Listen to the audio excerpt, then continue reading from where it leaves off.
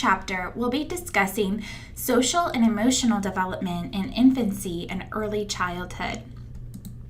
Let's start by talking about Erikson. If you remember, Erikson has a stage theory of psychosocial development.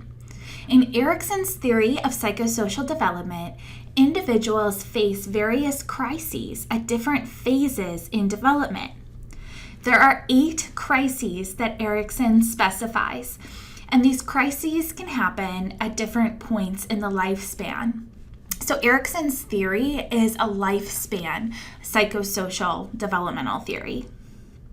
Because this chapter focuses on infancy and early childhood, we'll discuss Erikson's first 3 stages of psychosocial development. So the crisis of infancy is to establish a balance between trust and mistrust of the world. Establishing this balance produces hope. So this is really the foundation of human development. The idea here is that sometimes parents will fail. But this is good because it creates this balance between openness to new experience and wariness of discomfort or danger. So what can parents do to promote children to establish a good balance between trust and mistrust? Erikson believed that the psychological conflict here, having a healthy outcome in this conflict depends on the quality of the parent-infant relationship. So parents can help their infants pass this stage by being responsive, by engaging in a sympathetic and loving balance of care. Between 1 and 3 years of age, youngsters must blend autonomy and shame, and this produces will. The idea here is that within limits, toddlers can act on their world intentionally.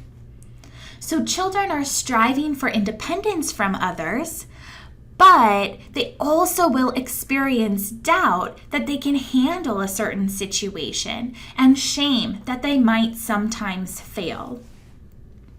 Really, sometimes here, parents can actually take advantage that children tend to experience shame between these years of 1 and 3, because this way parents can teach them what is a no-no.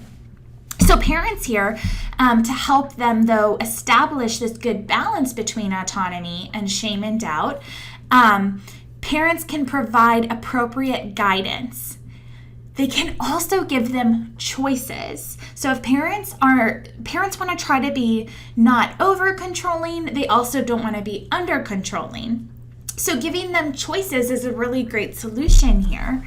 Asking them, which pajamas do you want to wear to bed? Do you want to wear your Christmas jammies or your Halloween jammies? Or maybe when it's time to go to bed, it's time to go to bed, but do you want to brush your teeth first or read a book first? These are great examples of how you can give that toddler choices, and this really helps them feel more autonomous. So it gives them this sense of independence. Between ages 3 and 5, initiative and guilt must be balanced to produce purpose.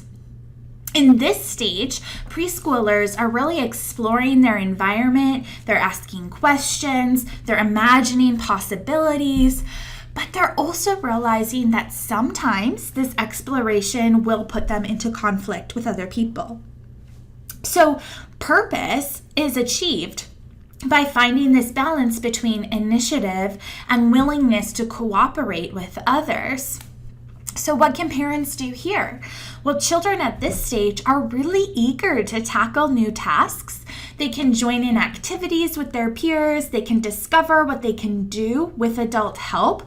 And they also can advance their conscience, so knowing right from wrong during this phase. So it's really through play here that children can try out culturally meaningful roles and skills. They can cooperate to achieve common goals.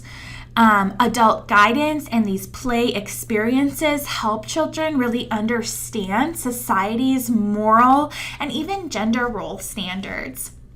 Something that would be negative is if parents are excessively critical or engage in a lot of punishment. This can lead to a very negative outcome, making that child feel very guilty. And this is going to interfere with them feeling like they can ever take initiative. So let's recap here.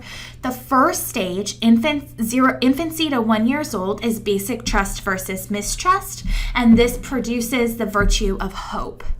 The second stage is autonomy versus shame and doubt. This is from about 1 to 3, and this produces the virtue of will. And then the third stage is from 3 to 5, initiative versus guilt, and this initiative versus guilt achieves this virtue of purpose.